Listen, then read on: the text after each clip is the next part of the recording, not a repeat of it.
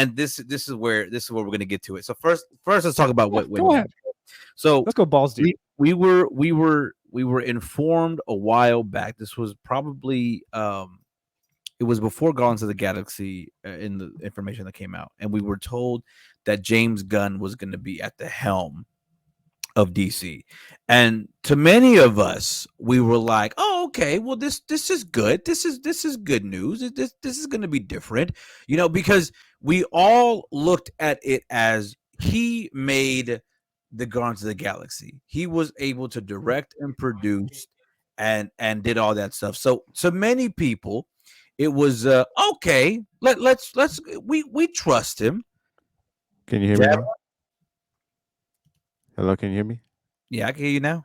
Okay, I was just saying, yeah. You said Guardians of the Galaxy, which I said is overrated as fuck. But Yeah. continue. And you're right, because to many people they love it, to some people they hate it. I think it's an okay movie. I don't think it's the greatest of all time, but I think it's alright. That is the right word. Okay, movie. Yeah, it's an okay movie. So for many of us in the fandom, in the wrestling world, I mean in the comic book world, we're like, let's give it a chance. Let's see what happens. Well, not immediately before anything else happens, we get a whole bunch of confirmation of what the future will hold.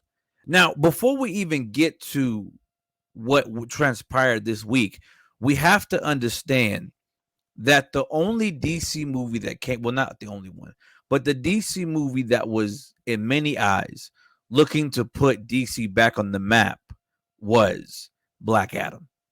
We saw Black Adam. We were going to review Black Adam, but we were on a hiatus. We're going to give you a quick little rundown of how we felt. I thought it was a great movie. Oh no. Listen, I don't know who the fuck these people were who's saying this type of shit, but I knew the minute Black Adam was announced that shit wasn't going to put DC on the map. What had me thinking what would put DC on the map was the rumors that Henry Cavill is coming back, because we heard prior to that scene that Dwayne Johnson was advocating for him to come back. And if he did, then the hype is real. Then it's worth it. That is when I got invested in that shit. Continue, I'm glad you talked about that, because that was the reason, in my opinion, what we have to discuss. Because if you look at the timeline, right? If you look at the timeline of what everything that transpired, right? Before James Gunn was even announced, we were all looking at Black Adam, like Javelin said, to see, is there going to be a shimmer of hope of the movie action of Henry Cavill coming back as Superman? That was the hope, because The Rock, Dwayne Johnson, was saying, he was clamoring. Whether you want to go on Twitter and say it wasn't a passion project, or it wasn't whatever the fuck, or he is an egotistical maniac, whatever the fuck you want to call it. If you don't like The Rock because you don't think he's genuine, I don't give a fuck. But the point is, he brought back our Superman to the big screen. And in doing so, the hype, the love, everything was now in the court of DC. But immediately when James Gunn gets announced,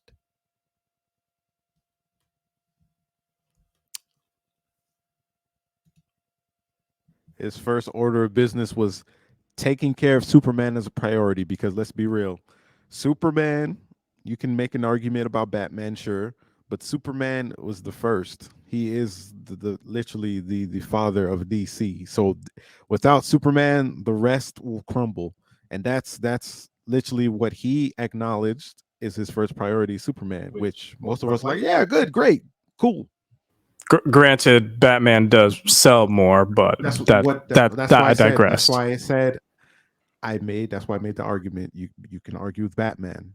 I did not forget him. But anyways, first order of business is, we're just gonna have to not have Henry Cavill, because we want to focus on a younger Superman and the early life of Superman. And that to me is heartbreaking, because then Henry Cavill goes on his socials and he talks about the meeting he had with James Gunn.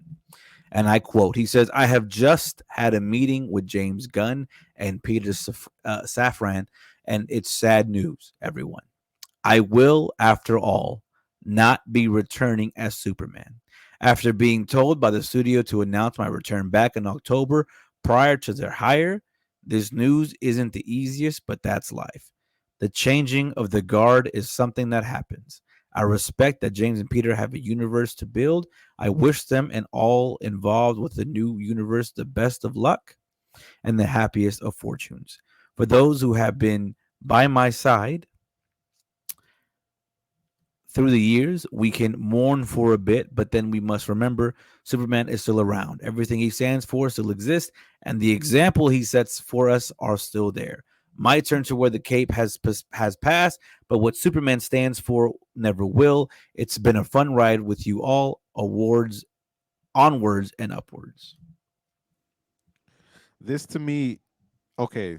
First of all, we gotta acknowledge that's a class act by fucking Henry Cavill. Like that is the most Yes. graceful statement that anyone could make about that type of shit. There's no hostility, no bitterness. You know what I'm saying? No resentment.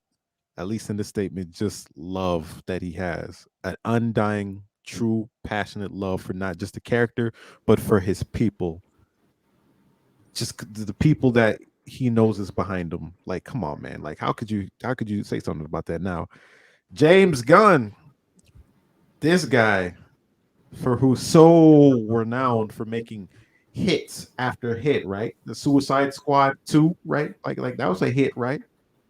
Well, it didn't technically make money. It just but it was a hit because it was better successful. than the first one. It was better than the first. It was successful, but it didn't really make any money because, granted, it released on streaming service directly, which was a poor choice, by the way. But it was better than the first one.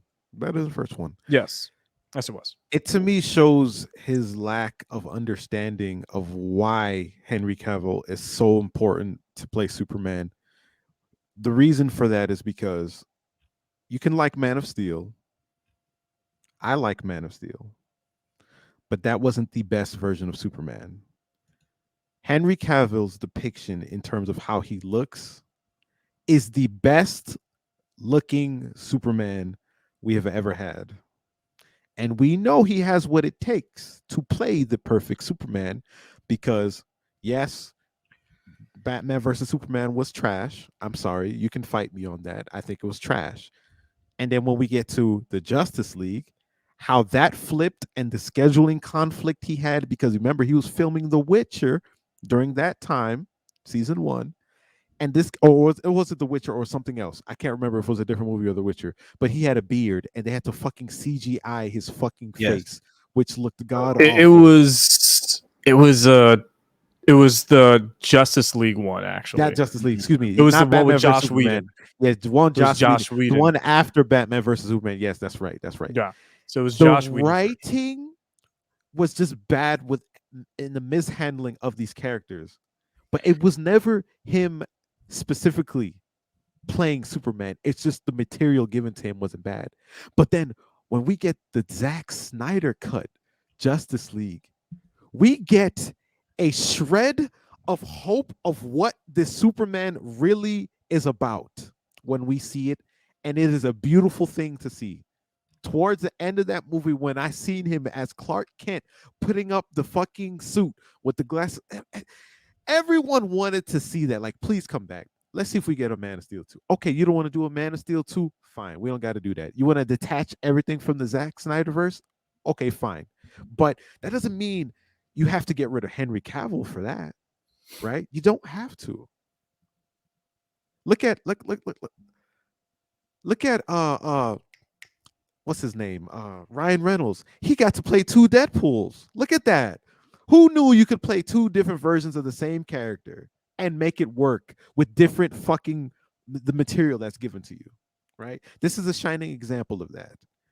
Henry Cavill could have played the best Superman that we have ever seen. Perfect.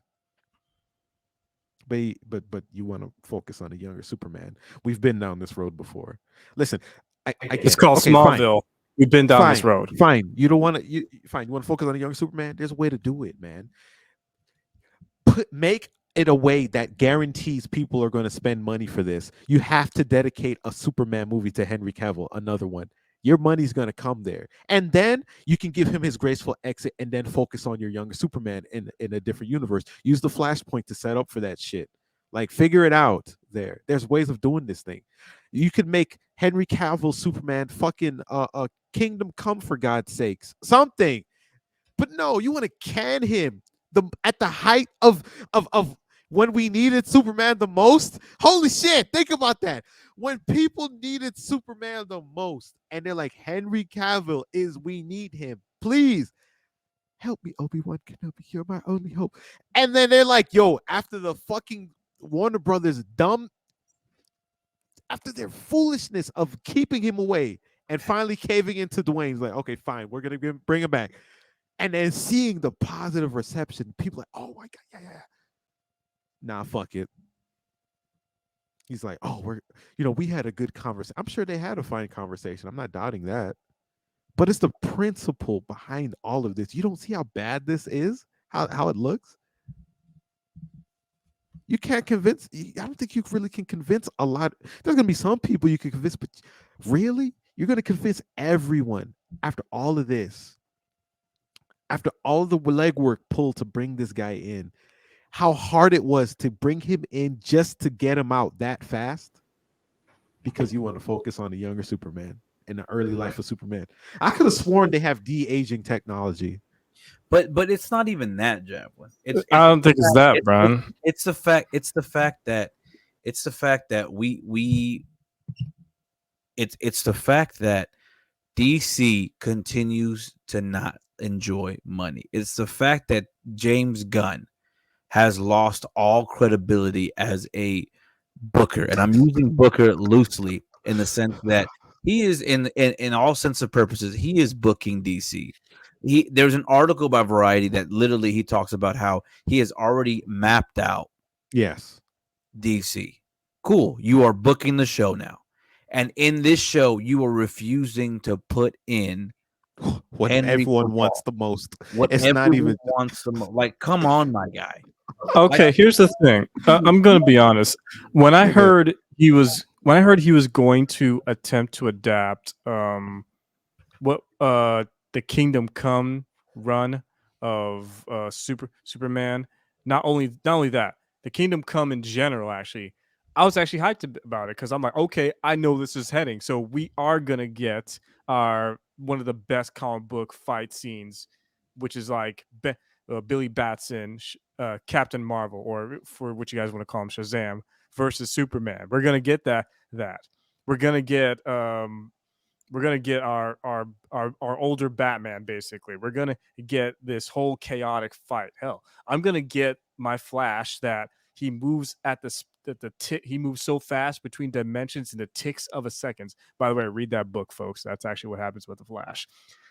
I'm gonna get that storyline actually, but without Henry Cavill. Listen, I don't have a problem with you mapping out the 10 years leading up to that. But not having Henry Cavill was a really big mistake. Actually, and I'm very tired at this point. I'm just like, dude, DC, I'm tired of you guys not wanting to make fucking money. You realize that's almost like Robert Downey Jr. like replacing him as fucking Tony Stark, like midway in, like halfway in or some shit. It's like, we've went through Iron Man 2 is like, oh, well, you know what? Robert Downey's out. Fuck him. He's just asking for too much money. Let's just get rid of him. Oh, so you bring us some random ass dude. I don't know who they're going to choose to play Superman, obviously.